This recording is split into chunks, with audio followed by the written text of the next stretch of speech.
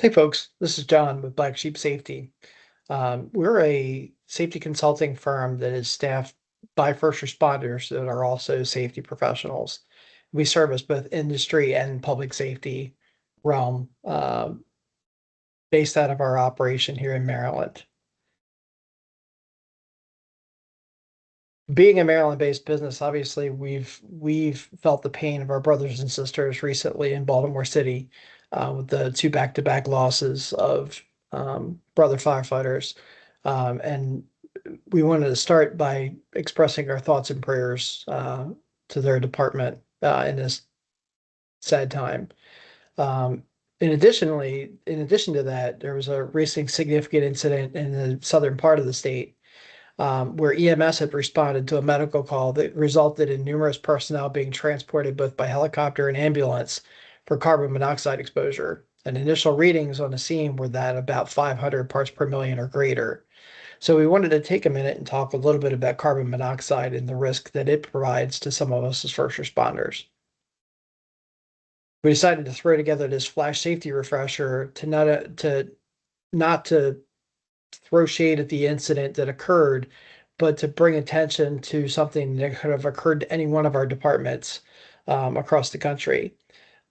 And that is the common occurrence of carbon monoxide calls. And they could start out as EMS runs or fire runs, but could ultimately pose a safety issue for us. So let's take a quick second and talk about the risk. Career volunteer, doesn't matter which, the danger is real in what we do. And we can minimize the safety risk where we can, but we're not going to be able to minimize it everywhere, as we all know. So we wanted to take a minute to talk about some of the ways that we can make our responses a little bit safer when the opportunity avails itself. So, like every other incident, safety starts with size up. From the time we pull out, looking at the conditions that we see, what's likely, what is actual, and what is likely, and looking at the what the hazards may be, and determining a plan of protection and action, not only for us first, obviously, but for the citizens that we're there to protect or to rescue, depending on the case may be. And then one of the most important things is to evaluate the resources. What do we have? What do we need? What's en route or what do we need to start to be able to help us effectively deal with the incident and safely deal with the incident. So let's take a minute to talk about carbon monoxide. As we know, it's colorless, odorless, has no taste to it, and it has a vapor density of 0.97, which is something that people tend to forget about, which means it's actually lighter than air. But the problem with carbon monoxide being lighter than air is that as it grows into a structure, it begins to displace oxygen. And obviously, as it gets into our bloodstream, it does the same. It prohibits us from the oxygen being able to attach itself to our red blood cells. So there's lots of different things that can go wrong that can pose us both short and long-term problems when we're dealing with carbon monoxide. But with a point vapor density of 0.97, it's constantly rising, just slightly later than air. It's going to be rising in the air inside of a structure to the point where it starts to force oxygen out of the space and cause us oxygen deficiency. So if we can't see it, we can't smell it, and we can't taste it, how do we know that we're in danger? Those are really the big things to think about. Air monitoring equipment is one of the biggest ways that we can protect ourselves by using something as simple as a single gas carbon monoxide clip placed on a radio strap outside your turnout gear, on an SCBA shoulder strap, or even on a medic jump bag that can help us stay safe. There's lots of different manufacturers out there. The one that we carry is the BW single gas clip. And for the cost of less than $120 a unit, you've got peace of mind that will provide you very basic intel that there's something quite wrong at the scene, even if it's just an EMS run. As I said before, the EMS run in Southern Maryland started out as a trouble breathing call and ended up as for lack of a better term, a mass casualty incident where we had first responders being the largest number of patients, involving airlifts and ground transportation. Fortunately, none of the first responder injuries were significant, from what I understand. And we're still monitoring that situation to see what additional information comes out of this.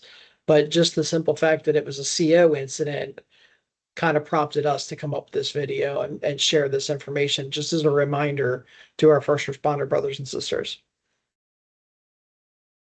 So remember that with CO, the permissible exposure limit, OSHA says 35 parts per million over an 8-hour period. You don't need to do anything. No respiratory equipment, no ventilation, no protective measures. So that's 35 over an 8-hour period.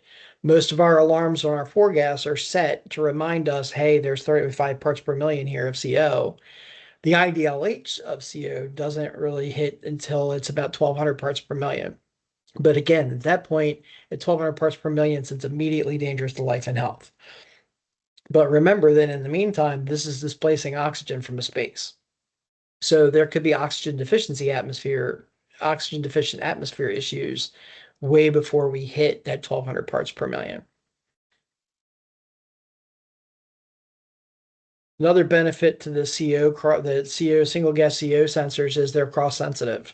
So, for example, EMS crew responds to a chest pains call at a fast food restaurant. They come in with their EMS bag, they put their EMS bag down on the floor, and all of a sudden the sensor starts to chirp.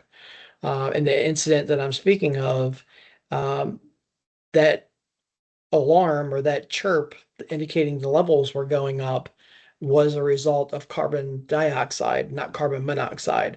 But because the sensor is cross sensitive to carbon, it saw the CO2 and indicated there was a hazard present. Later on, when fire and hazmat crews got on scene, they discovered that the restaurant's CO2 system in the basement had a leak, and it had actually pretty much filled the basement with CO2, and the bag being on the floor actually picked up the CO2 level on the rise on the first floor of the restaurant, saving the occupants as well as the EMS crew and the victim they originally responded to. We want you to remember that the technology is an important safeguard, whether it's a single gas CO or a 4-gas monitor. It's important, but more important, reading the scene and being aware of our surroundings, looking for visual indicators, looking for noises and sounds of a car running in a garage, as we've seen in several CO incidents that have resulted in civilian fatalities here in the state of Maryland, where it's something as simple as somebody turned a car on the garage to warm it up or to do something else, left the vehicle running, and the CO levels increased inside the structure because of it. That information is going to provide us as much as, if not more important, data than what our monitors are telling us. Monitors are battery operated. There's chances of these things not operational. If you're not sure or not confident of the device, request a unit with another one to back it up, whether it's 0 or you've got a level on a rise. Having another unit respond with another device to verify that concern is really important. For years, we were taught, you go in with the monitor, you leave the structure buttoned up so we can find the source of the CO. If you've got a rescue, open the structure up as we're going and ventilate and make it safer for the occupant that we're searching for until we can get them out or get the civilians evacuated. We can worry about buttoning up the structure and investigating source later, even though we know that it's going to be something more like a gas powered type of thing or a fuel oil, heating oil type situation where we have something has incomplete combustion that's causing the CO. We can figure that out later. The primary concern is our safety and the safety of others. And we can achieve that by opening the structure up and ventilating and getting those things taken care of as we're operating. Obviously, we're going to have or should have our turnout gear and our SCBA on, that we have our own air supply, but our civilian concerns inside of a structure don't have that ability. And we may have a situation where we have to take a crew inside to be able to remove somebody.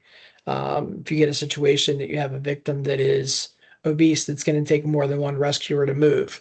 or is entrapped in some way in the structure in a difficult location where we have to be able to, it takes us some time to do that.